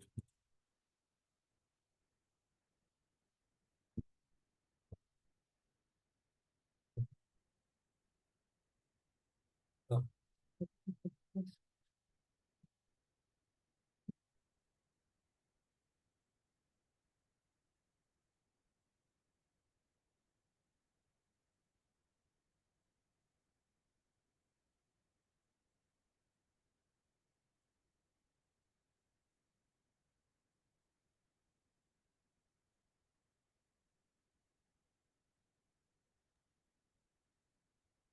OK. Donc, il y a le frère Emmanuel Mhm. qui demande la différence entre faire le vide et faire silence. Merci beaucoup. Déjà, un chrétien ne fait pas de vide. Le monde spirituel a horreur du vide. Quand vous faites le vide, qui vient occuper le vide? Le vide n'est pas chrétien. La Bible dit, moi et mon Père, nous viendrons et nous ferons notre demeure en lui. Maintenant, quand je fais le vide, Dieu va où? Où va le Fils? Et où je vais moi-même? Le vide n'est pas chrétien. Donc, il ne faut jamais se livrer à cette pratique-là. quand vous faites le vide, vous permettez à un autre esprit de venir prendre place. Même s'il ne contrôlera pas votre esprit, mais il va perturber beaucoup de choses. Quand on fait silence, je l'ai dit dans le développement, on est présent. Donc, je sais que je suis là, je suis en train de parler, mais qu'est-ce que je fais seulement? Je fais taire mes pensées, je fais taire mes sentiments. Donc, si j'avais peur, je fais taire la peur. Mais je suis là, je sais que je suis là. Par contre, faire le vide, je ferme mes yeux et je me projette ailleurs. Par exemple, je me retrouve à Bandal. C'est pratiquement l'image du voyage astral, en fait. Donc, quand on fait le vide, on tombe dans un état d'inconscience. Alors, le chrétien ne peut pas être inconscient. Le chrétien doit être dans un état d'éveil constamment. Souvent, je dis chaque fois que les chrétiens, les églises de réveil s'appellent églises de réveil, mais le réveil là, vous voulez réveiller quoi? Parce que vous n'avez jamais été éveillé. Avant de parler de réveil, il faut commencer par être éveillé. Alors, les églises de réveil sont plus un lieu où on fait beaucoup de bruit et il y a très peu de résultats, il y a très peu de profondeur et très peu de réalité. Donc, vous ne faites pas le vide. Ne faites jamais le vide. Vous devez être présent, mais pas faire un vide comme si vous étiez allé ailleurs et votre corps était resté sans contrôle. Ce n'est pas chrétien. Oui. Il dit, c'est quoi l'importance de faire le silence? Est-ce seulement pour ceux qui travaillent au sacerdoce ou on peut aussi amener l'assemblée à trouver, à entrer dans la demeure du silence? Je l'ai expliqué ici tout à l'heure, les résultats que ça apporte. On mettra ensemble sur YouTube, ma page Otash Rainbow. Vous pouvez suivre ça là-bas. Mais je veux le redire que lorsque vous faites silence, vous pouvez traiter tous les problèmes de votre vie. Et à l'ADPN, l'Église tout entière fait silence. Il y a des moments où je peux dire, on fait tout silence, on le fait pendant 5 minutes, et puis après on médite ensemble, on contemple ensemble, on visualise ensemble, etc. Durant le mois de mars, on fera 21, non, un mois de prière, mais 21 jours de méditation, de silence, de contemplation. Pendant 3 heures, ce sera le temps de méditation guidée, où je vais montrer aux gens comment faire silence pendant 21 jours, et il y aura 9 jours d'enseignement. Lorsque vous faites silence, vous laissez Dieu s'éveiller en vous, et tout chrétien a besoin que Christ vive en lui. Et ce soit plus lui qui vit, mais que ce soit Christ qui soit réellement vit en lui. Quand Paul dit, c'est plus moi qui vis, c'est Christ qui vit en moi, ça montre que Paul avait atteint un niveau de conscience élevé du Christ, et c'est au travers du chemin du silence, pas seulement de la contemplation, ni de la méditation, et encore moins seulement de la visualisation. Voilà. Question? Le frère vous dit, Oui. il demande, doit-on aussi cesser de respirer Au lorsque contraire. l'on fait silence, Au diminuer contraire. le rythme cardiaque? Au contraire. Vous n'avez pas besoin de plonger dans le yoga. Ça, ce sont les pratiques du yoga qui nécessitent d'avoir un rythme, comment dire, un rythme systémique de la respiration. Vous n'avez pas à réduire le rythme de pensée. Quand vous le faites, vous êtes dans la méditation, et on appelle ça la méditation transcendantale. Il y a cette méditation où vous respirez rapidement pour évacuer les émotions. Ce n'est pas faire silence. Au contraire, des fois, quand vous voulez réussir à faire silence, vous pouvez faire, comment dire ça, vous pouvez tirer un bon coup. En le faisant, ça peut vous permettre même d'entrer plus facilement dans le mode de silence que quand vous réduisez votre système respiratoire. Il faut savoir une chose, c'est que nous respirons mal. Le diaphragme n'est pas utilisé quand nous respirons. C'est aussi pour ça que les gens meurent tôt et que les gens meurent d'arrêt cardiaque. Parce que nous ne respirons pas suffisamment. Nous ne tirons pas suffisamment d'air. Quand vous remontez dans l'histoire avec les gens qui étaient d'autres époques, respirez fort. Nous, avec la modernité, on respire différemment et on respire mal. Vous avez plus besoin, quand vous n'arrivez même pas à vous concentrer, de tirer un bon coup. Plus vous respirez d'ailleurs, et plus ça vous permettra de pénétrer dans l'élément du silence. Ne réduisez jamais votre respiration. Oui, Triomphe dit, oui. lorsque l'on fait silence et que Dieu parle à notre esprit, Oui. comment discerner que la voix que nous entendons est réellement celle de Dieu et non pas d'une entité quelconque? Merci beaucoup. Yeshua a dit, mes brebis connaissent ma voix et elles la suivent. Elles ne suivront pas la voix de l'étranger, elles fuiront loin de l'étranger. La bonne question, êtes-vous une brebis du Seigneur? Maintenant, comment est-ce que les brebis connaissent la voix du maître? Jusqu'aujourd'hui en Israël, ça se fait.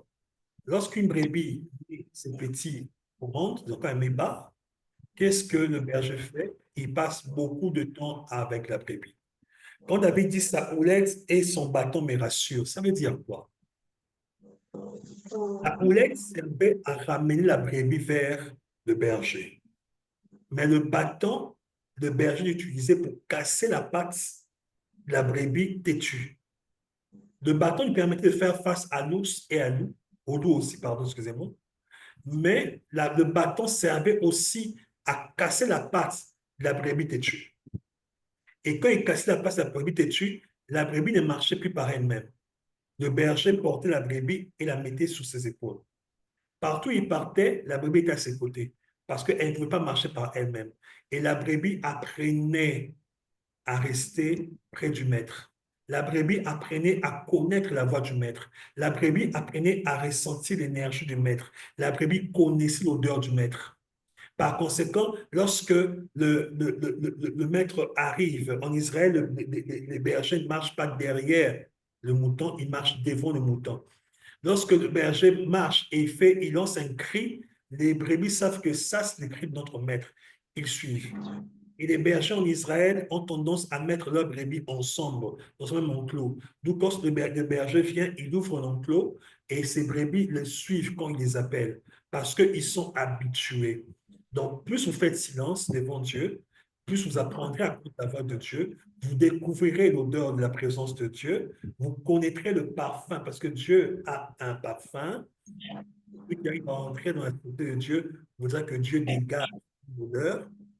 Vous apprendrez à être sensible à ses mouvements et vous connaîtrez le son de sa voix. Vous ne ferez plus d'erreur. Mais il faut apprendre justement à faire silence et à les laisser émerger en vous. Nous prenons la dernière question et puis on va. Il y a deux questions. Les deux dernières questions. On prend les deux dernières questions et puis. Narcisse. Oui. Quand je pense à rien, que je fais silence ou je fais le vide. Ah, c'est que t'as envoyé? Non, je ne l'ai pas envoyé, non. Quand j'ai fait la Lorsque je fais silence, si je fais quoi, le vide ou bien. C'est quoi la question? Quand je pense à rien du tout, est-ce que je fais silence ou je fais le vide? Quand vous pensez à rien, vous n'avez pas fait le vide. Le vide, c'est, je le répète encore, je suis là, je fais le vide, c'est-à-dire que je ne suis plus là. C'est que je sors d'un état de conscience à un état d'inconscience. Et ce n'est pas une pratique chrétienne. Vous entrez dans une méditation transcendantale.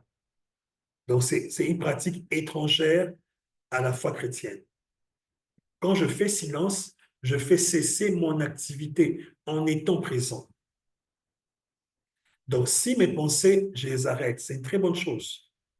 Je fais silence au niveau des pensées. Mais si je revasse, je n'ai pas fait silence. Vous pouvez croire que vous ne pensez à rien, vous pensez, mais en rêvant. Vous êtes à un niveau d'inconscience, on vous appelle un dériveur. Et tout dériveur est une proie de l'ennemi et dominé par le diable. Donc, souvent, les gens pensent qu'ils ne pensent pas, mais ils sont en train de penser parce qu'ils sont en train de rêver. Et quand on vous appelle, par exemple, par votre nom, vous sursautez parce que vous étiez en train de rêver. Je pense que c'est clair. Notre question, c'est? Rudy, Oui. s'il vous plaît, prophète, pouvez-vous un peu expliquer sur comment Dieu parle par l'esprit, entre parenthèses, l'intuition, et après par la pensée, entre parenthèses, âme? Mais je l'ai expliqué tout à l'heure, là. Je le répète encore. Nous sommes esprit, âme et corps. Et dans les trois compartiments de l'homme, autant que j'ai des yeux physiques, j'ai une bouche physique, des oreilles physiques et un nez physique, j'ai aussi une âme physique, plutôt des yeux au niveau de mon âme, des oreilles dans mon âme, un nez et une bouche, et j'en ai aussi au niveau de l'esprit. Mais ils ne portent pas tous les mêmes noms, mais toutes ces parties existent au niveau de chaque compartiment.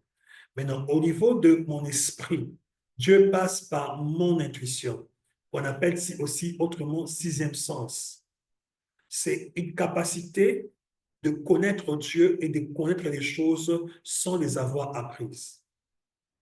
L'intuition est comme une sonde qui va sonder les profondeurs des choses sans pour autant les avoir connues humainement. Parce que dans l'homme, il y a la part de la communion, il y a la part de la conscience et il y a l'intuition. Les trois parties de l'esprit sont l'intuition, la communion et la conscience.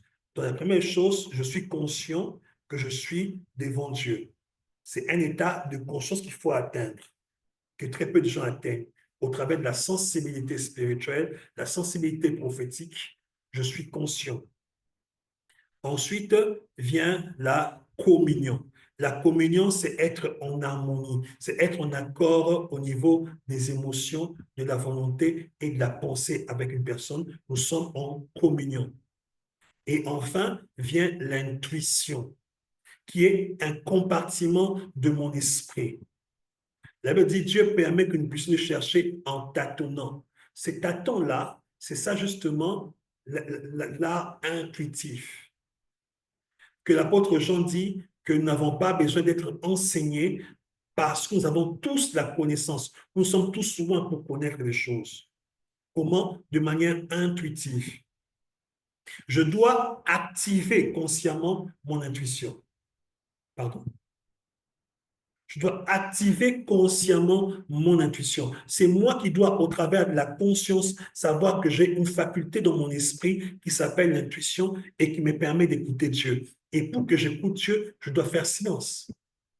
Josué a fait silence pendant presque 12 heures du temps avant que Dieu lui parle.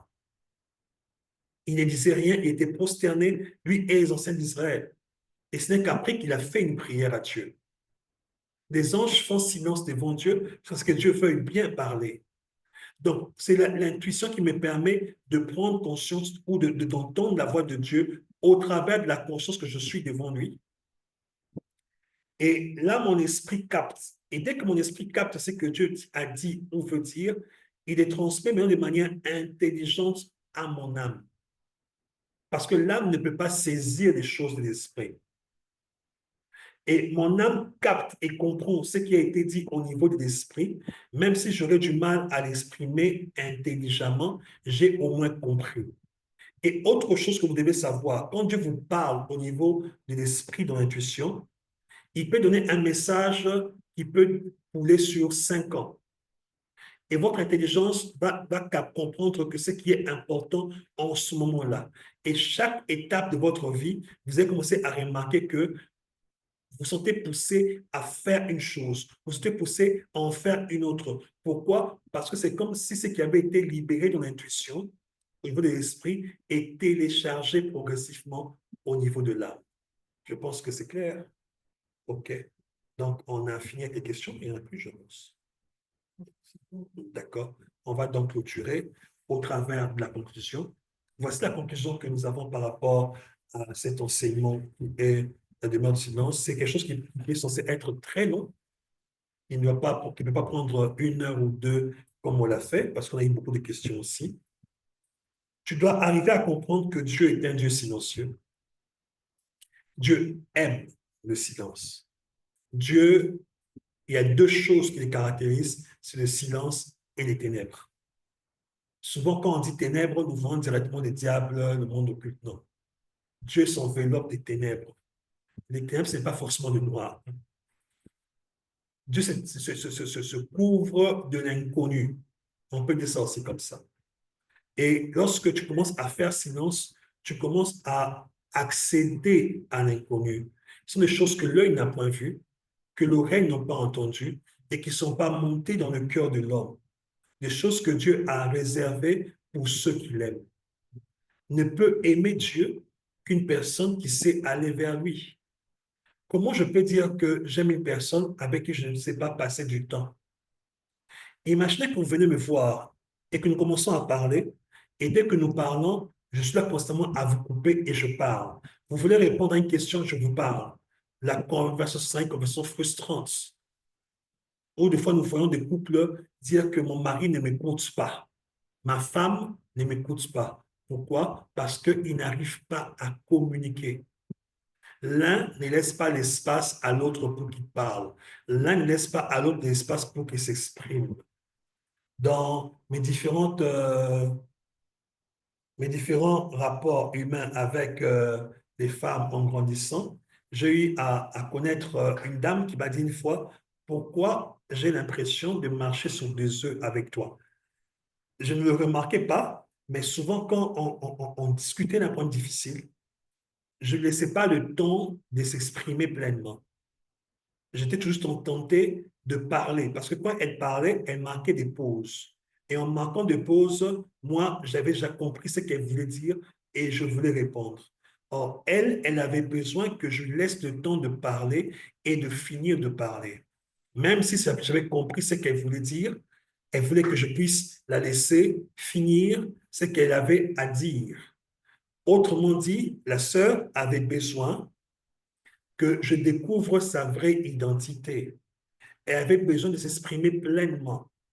C'est la même chose avec Dieu. Dieu, comme il est un gentleman, quand tu commences à lui parler, tant que tu ne lui laisses pas de l'espace, il ne te coupe pas la parole.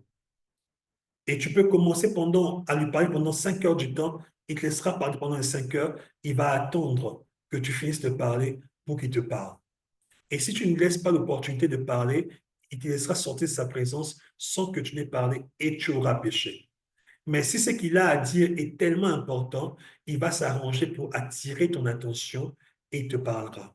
Voilà pourquoi pour certaines personnes, ils estiment que Dieu ne parle pas beaucoup. Désolé de le dire, Dieu est très bavard. Dieu est très bavard, mais il y a très peu de personnes qui sont disposées à l'écouter. Il y a très peu de personnes qui sont prêtes à lui accorder de l'espace pour qu'il parle. Voilà l'importance de la demeure du silence. Et on nous dit que celui qui fréquente le sage devient sage. Chaque fois que j'accorde à Dieu de l'espace, je le fréquente. Ainsi, ce qui est de Dieu dépeint sur moi. La nature de Dieu déteint sur moi. La force de Dieu vient se coller à moi. Je deviens ce qu'il est au-delà de la contemplation. Sa vie véritable jaillit et m'impacte parce que je fréquente Dieu. Comment j'apprends à échanger avec lui. La demeure du silence est un lieu où tu peux être exaucé sans avoir formulé des prières. Je répète, quand tu maîtrises la demeure du silence, tu peux être exaucé par Dieu sans avoir formulé clairement une demande. Voilà, nous avons fini pour cette conférence. Nous vous remercions à vous qui avez eu à participer avec nous. Nous vous annonçons la prochaine conférence, elle sera payante. Celle-là, le thème sera le bain rituel, début du mois de mars. Parce que les gens me posent beaucoup de questions sur le bain rituel ou le bain énergétique. Peut-on se laver ou pas? Ça sera une conférence payante, début du mois de mars. Le thème, c'est le bain rituel, toujours $25. Que Dieu vous bénisse. Rendez-vous au mois de mars. S'il y a des questions, vous les poserez au niveau de WhatsApp, nous y répondrons. Merci.